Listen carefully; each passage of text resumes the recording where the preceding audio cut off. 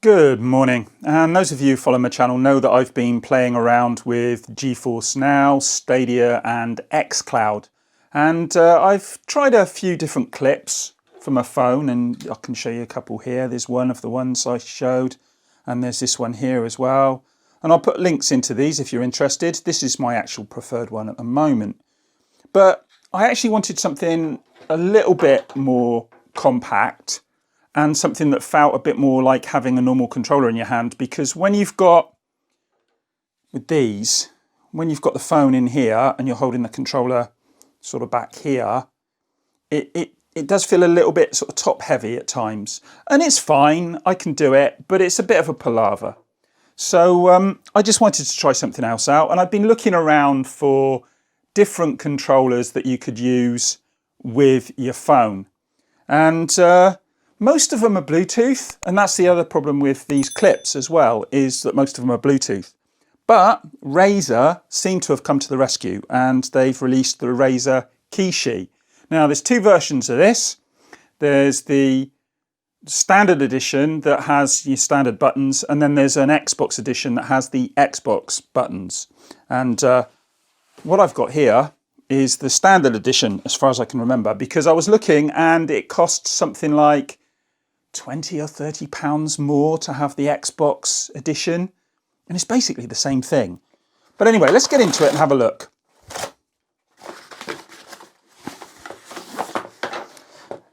And there it is. It's a tiny little box, not a lot to see, and it says Razer Kishi Universal Android Controller, Universal Gaming Controller for Android. Clickable analog sticks, which is always good. Fits most Android devices. Ergonomic design, well, we'll see about that, I guess. But as I say, the best thing about this is that it has the ability to actually plug your phone into the controller. So it's using USB-C. So any Android device that has USB-C, most of them should fit this, as far as I can tell. And yeah, we'll see. But let's get into it and have a quick look. I have to get my knife. Right, that was a bit remiss of me. I didn't have my knife. But I've got it now, so let's get into this.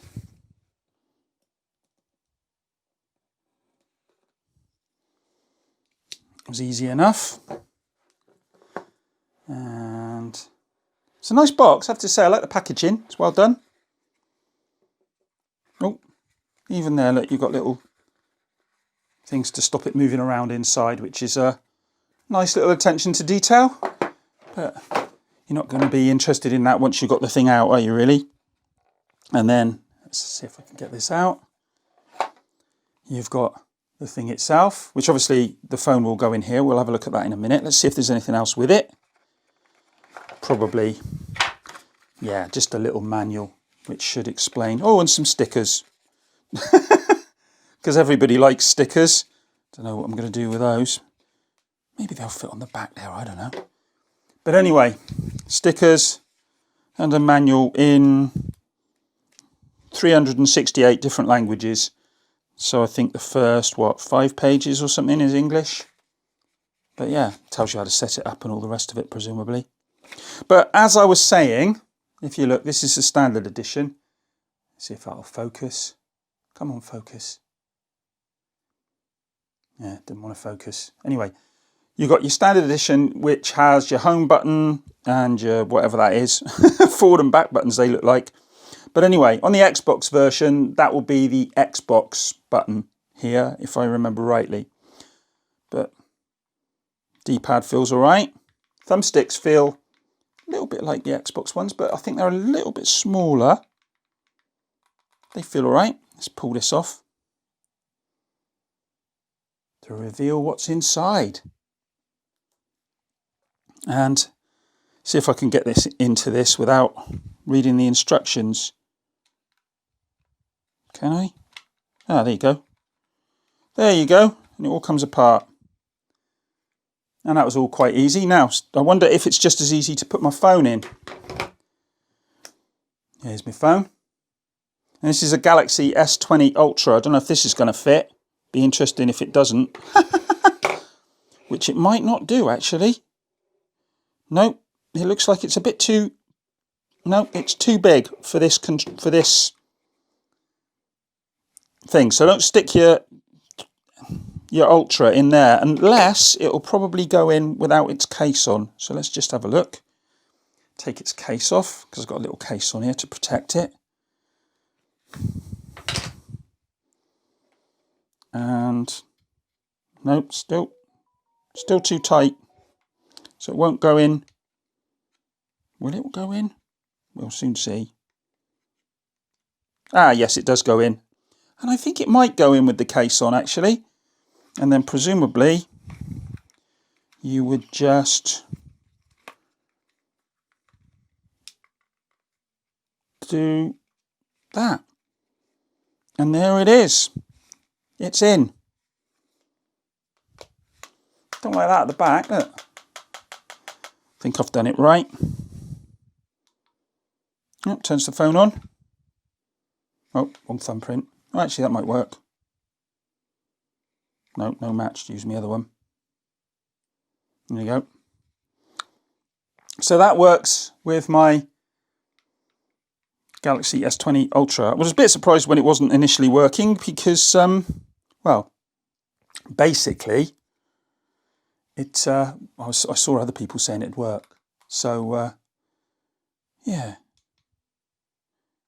That's my home button. That seems to work. Of course, I have to hold it up this way to do all that. Yeah.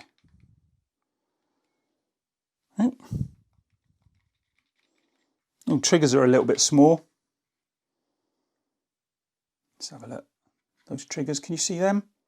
They're a little bit small for my liking, but it's for a portable, so, you know, it's got the triggers, which is more than a lot of them, and they're a little bit close together. I'm going to end up hitting the trigger when I'm pressing the thumbstick. The bumpers. We'll get it right in a minute. But yeah, that looks all right. Looks like it goes on. I'll have to get in and have a little play. So bear with me, and I'll get in and see if it works. Right, and as you can see, we're back, and got my main screen there. But this is where I've got my streaming apps. And I'm just going to go in to Xbox game streaming and show you this working with that. Right, so let's it should turn around. There you go, it's turned around. So I'm going to go into Forza Horizon 4. And yeah, it's taken me a little while to get this sorted out because I actually had some issues with this morning. And I couldn't get the Kishi to work with anything. It was working in menus, but it wasn't working with the games themselves, which was obviously a bit of an annoyance because that's what you want it for. You want it to work with games. So I've spent a fair part of the morning. Let's just turn this down a bit. I spent a fair part of the morning talking to the people at Razer. And, well, they have put me onto technical support. They're going to get back to me, the next tier of technical support. However, in the meantime, I have managed to get it going. I've updated the firmware on the Kishi. I think that made some difference. And I updated the app as well. And whether that made any difference, I don't know. But as you can see here, it's actually working at the moment. And yeah, I honestly don't know why it wouldn't work in the first place. Initially, I tried it with Xbox game streaming, as they're calling it now, or yeah, I don't know what they're calling it these days, but game streaming, I think it's called. But what was xCloud? And that wasn't working. I was pressing A, nothing was happening. But as you can see, it's going in now. And I've tried it with Stadia as well. And let's just get, yeah, let's see, we're on got the car here. And yeah, it's working. All the buttons work. You can look around. If I hit the triggers, let's just go over the triggers. You can see the car's working. handbrake, turn. There you go.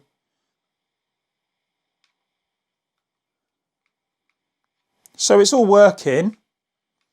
And I have to say, this is actually, once I got it going, and I haven't seen anyone else with the same problem as me, so I don't know what was going on. I tried it with a couple of phones. I tried it with my Galaxy S20 Ultra, which I've got here. And I tried it with my lad's, which was my phone, but it's now his, S9 Edge, I believe it is. And I couldn't get it to work with either of them. So I don't know what was going on. I'd updated the firmware, still didn't work. And then I just took it all, took it out, rebooted the phones and went in again. And lo and behold, it worked after spending about an hour and a half trying to talk to people online to get it sorted. It just seemed to start working of its own accord. So I don't know if there was a connection problem or the firmware hadn't updated properly or what it was. But as I say, I couldn't get it working for ages, and then suddenly it started working, and it's worked ever since. And I've taken it out of my phone, I've put it back in my phone, I've turned my phone off, I've turned my phone on, restarted my phone, all the rest of it, and it's still working now. So as I say, I can't tell you what the problem was, but as you can see, apart from my rubbish driving, you can see that this is working. Now, a couple of things you have got here. You've got a pass-through. This is a cover at the moment. I haven't taken this off. That's a pass-through. You can actually charge your phone while you are playing. Oh, that's gone up the wrong way. And yeah, that's quite handy. So you can actually have it plugged in. And I've got a portable charger that I carry with me, so I could plug that in. You can't plug in USB headphones into there, though. So that's not going to work. So if you haven't got a phone that's got a headphone jack at the bottom here or on the side, you're going to be stuffed. You're going to need Bluetooth headphones, which is a bit of a pain in the neck. But with this current phone that I'm using, it needs Bluetooth headphones anyway, so I'm not going to be able to use it without those. The thumbsticks feel okay. You can just hear the beep in there as I press that one. And yeah, it's all works all right. Change my view. As you can see, when I'm pressing this, it's changing my view. And yeah, so that's okay. The buttons feel all right. They don't feel too much, worse than the Xbox controller buttons. I've got no issues with the thumbstick at all. The joypad feels a little bit mushy. But, I don't use it that much. So if you're using it a lot with the joypad, you might not like that. Back of here is interesting. I mentioned the triggers before. The triggers are a little bit short and a little bit stiff. I find them way too stiff, but I'll get used to them. And they, I don't know if you can hear it, they creak a bit. I'll hold it to the mic if you can hear that. But the other thing, and I mentioned this before, and I actually do find this when I'm trying to play, now I have been playing for a bit, I don't like these bumpers. I'm going to find I'm pressing the trigger or I'm pressing the bumper when I'm trying to use the trigger. But it's a small thing. The other one that's an issue for me is on the back here. You can see all this stuff is exposed. Now, when I hold it, I find myself, I can scratch my finger here and sort of here. Oh, can't show you there, and here. But I have found if I hold it slightly differently, because if you can see, I'll show you, when I can't see it. Let's get that in focus. There you go.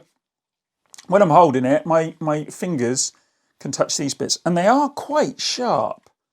So what I've done is I've actually changed the way I hold it slightly, and I don't know if you can see, I just roll my fingers in there and hold it like that. And then it's not an issue because my finger then, you can see, just sits in this bit here, which is okay.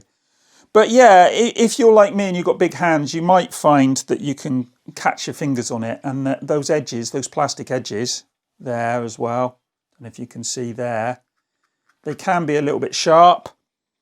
I wish they'd rounded those off a bit, made it a bit more comfortable. But other than that, there's not a lot I can criticise, other than, like I say, those issues I had setting up, and I haven't heard anyone else has had those issues, so I just think I got a little bit unlucky there. But yeah, I think this is going to be the ideal solution for me, as long as it doesn't crap out again. And I think, a lot of people might find this is actually really good, because it does feel, when you're using it, feels a bit like using a switch. Those sharp edges aside, it actually does feel a little bit like the switch. And once I got it working, I've enjoyed using it this morning, more so than using this clip or this clip. And if I'm being honest, I prefer the Xbox controller itself. Obviously, the Xbox controller is a much nicer controller. But for on the go, not having, your phone sort of tipping forward and just feeling wrong when you're using it because you've got it in one of these things, that definitely gives it an advantage. And also, what I love about this thing, and if we just get out of here, let's just swipe down and then go back, quit game, and go out of here.